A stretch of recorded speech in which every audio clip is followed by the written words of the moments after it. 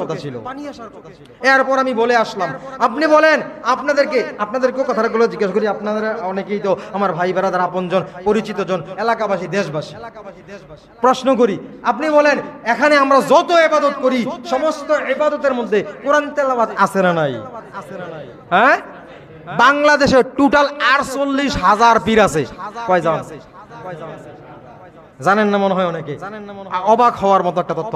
এটা আরো কয়েক বছর আগের হিসাব, এটা আরো এখন বেশি হবে। কয় হাজার? বাংলাদেশে, শুধু বিশ্বে না, বাংলাদেশেই আছে কয়টা? 48,000 পীর। এই 48,000 পীরের মধ্যে বেশিরভাগ পীরেদের দরবারে যাবেন, যাইয়া দেখবেন ওখানে যদি দেখেন কোরআন নাই, কি নাই? যেই দরবারে কোরআনের তেলাওয়াত হয় না, এই দরবার সহি না, এই দরবার সহি না। আপনি আমাকে অপরাধী মনে করেন, দুশ্মন মনে করেন, যাই করেন করতে পারেন। আমি যেহেতু কোরআনের খাদেম, কোরআন পড়ে আলেম হয়েছি, এই জন্য আমি কোরআনের কথা বলছি। কোরআন কারবানি, আল্লাহর কথা। কোরআন যেখানে নাই সেই দরবার সহি না। এখন আপনি যাবেন, আমি নয়, শুধু হুজুর তার দায়িত্ব না, প্রত্যেকটা ইমানদার মুসলমানের দায়িত্ব। যেখানে অনুষ্ঠান হয়, যেখানে হয়, আপনি যাইয়া গালি দেবেন না, বন্ধ করেন বলবেন না, কিচ্ছু বলার দরকার নাই। যখন অনুষ্ঠান হয় যাইয়া সালাম দিয়ে উপস্থিত হইবেন। ভাই মুসলমান, আপনারা তো মুসলমান, আমার একটা কথা, আপনারা যেহেতু ইবাদতে বসছেন, নেন এক পিস কোরআন শরীফ দিয়ে গেলাম, এক জিল কোরআন শরীফ দিয়ে গেলাম, সবাই মিলে আধা ঘন্টা কোরআন তেলাওয়াত করেন। বাংলাদেশের কোন দরবারে এই নিয়মটা আসেনি। 48,000 পীরের দরবার। বাংলাদেশ কয় দরবার? 48,000 পীরের দরবার। আপনি যেই দরবারে যাবেন, যেই দরবারে এইসব আনন্দের অনুষ্ঠানগুলো হচ্ছে, ওখানে যাইয়া বলবেন আগে তেলাওয়াত শুরু করুন। আপনি দেখেন সারা রাত ঘুমাতে পারি না, আমাদের এলাকায় এরকম ঘটনা আছে, সারা রাত ঘুমাতে পারি না, সন্ধ্যা থেকে শুরু করে এশার নামাজ থেকে শুরু করে ফজরের নামাজের আজান পর্যন্ত তারা মিউজিক বাদ্যযন্ত্র বাজায়, কিন্তু এর মাঝখান দিয়ে আধা ঘন্টা, 1 ঘন্টা কোরআন তেলাওয়াত করছে, এরকম আমি কোনোদিন দেখি নাই। তাহলে কোরআন তেলাওয়াত ছাড়া শুধু এইটাই, আমি বললাম আপনার কথা কিছুক্ষণের জন্য আমি মানছি, ঠিক আছে, আপনি ইবাদত করছেন, আপনি বললেন এটা ইবাদত, ওকে, আমি আপনাকে মানছি কিছুক্ষণের জন্য। শুধু এইটাই কি ইবাদত না আরো আছে? কথা বল, শুধু এইটাই ইবাদত না আরো আছে? আরো কোরআন তেলাওয়াত ইবাদত নয়? তাহাজ্জুদ পড়া ইবাদত নয়? অন্যান্য নামাজ পড়া, জিকির আজকার, আপনি কিছুক্ষণ এটা করেছেন, দেখি রাত্রে 12টা পর্যন্ত, 1টা পর্যন্ত এগুলো করেছেন, 1টার পরে শুরু করে দেন, সব ভক্তদেরকে বলেন যে এই তাহাজ্জুদ পড়া শুরু করুন, বাদ্য মিউজিক বন্ধ, কোরআন তেলাওয়াত শুরু করুন। কেউ বলছে? দেখছেন নি আপনারা? 15 দিন পর্যন্ত কি এইসব অনুষ্ঠান চলতেছে। এই 15 দিন এই অনুষ্ঠানের কাছেই আমি একসময় চাকরি করেছিলাম, বিশাল অনুষ্ঠান, 15 দিন পর্যন্ত অনুষ্ঠান চলছে, রাত দিন ঘুমানো যায় না।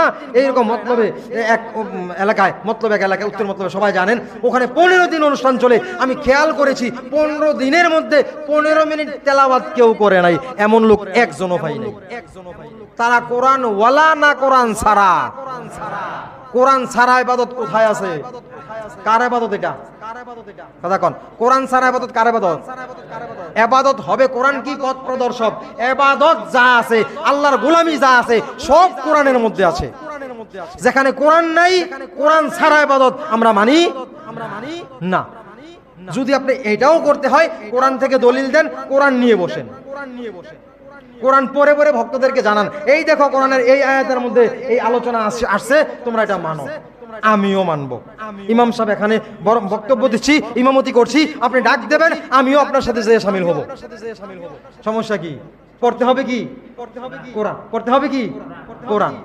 আমারও তো আমি ওখানে এই কথাটাই বলে এসেছিলাম, দেখেন ভাই আপনারা এত অনুষ্ঠান করতেছেন, ওই যে আমি ওখানে গিয়ে জিজ্ঞাসা করেছিলাম, তখন উনি আমাকে দলিল দিয়েছে। আমাকে দলিল তো আপনি কোরআন থেকে দিয়েছেন, আল্লাহ একটা আলা ইন্না আউলিয়া আল্লাহ আয়াত দলিল দিয়েছে। তো আমি তো বললাম যেহেতু কোরআন থেকে দলিল দিয়েছেন আপনি, তাহলে কোরআন অবশ্যই মানেন। তো মানেন যেহেতু 1 ঘন্টা কোরআন তেলাওয়াত করেন, আমার অনুরোধ। এরপরে আর আমার সাথে তর্ক করে না, হুজুর জানগা, কি বলে হুজুর জান। আমি খারাপ কইছি? আমি কইছি আমার বাপের কবরের মধ্যে, আমার বাপের কবরের মধ্যে 2000 টাকা পাঠান, একথা কইছি? আমার বাপের বাড়িতে যাইয়া কিছুক্ষণ সময় আপনারা অতিবাহিত করেন, কাজ করিয়েন, জমিন চাষ করিয়েন, এই কথা বলছি? আমার গাছের গোড়ায় পানি ঢেলাইয়েন, এই কথা বলছি? আমি বলছি কি? এখানে ইবাদতে যেহেতু করতেছেন, কিছুক্ষণ কোরআন তেলাওয়াত করেন, খারাপ বলছি? এইভাবে এইভাবে আমরা কি করব, আল্লাহর ভয় যদি অন্তরে লালন করতে হয়, ভয়ে ভয়ে কাঁদতে হবে, চোখের পানি ফেলতে হবে। যেই ইবাদত দ্বারা, যেই গোলামি দ্বারা চোখের পানি আসে, অন্তর নরম হয়, আল্লাহর ভয় অন্তরে লালন হয়, এই ইবাদত, এই ভয়কারীকে আল্লাহ বলেছেন ওলি, আল্লাহর বন্ধু।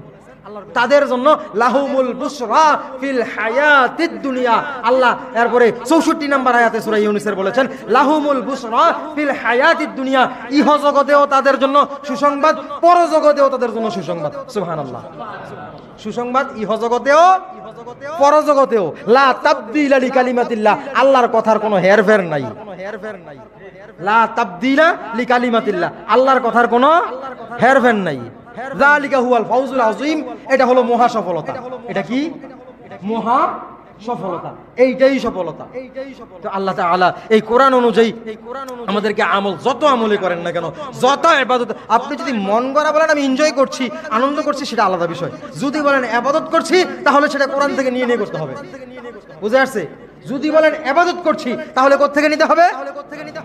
আমি আরেকবার কথা অনেক আগে বলেছিলাম, ইবাদত সমস্ত ইবাদতগুলো কোরআনের ভিতরে, কোরআনের বাহিরে কোনো ইবাদত নাই। কোরআনের বাহিরে যেটাই হবে এটার নাম ইবাদত নয়, এটার নাম ফুর্তি, আনন্দ, মন গড়া। বুঝে আসছে? কোরআন থেকে আমরা ইবাদত করব ইনশাআল্লাহ। সকলে বলি ইনশাআল্লাহ। আল্লাহ তাআলা সমস্ত ইবাদত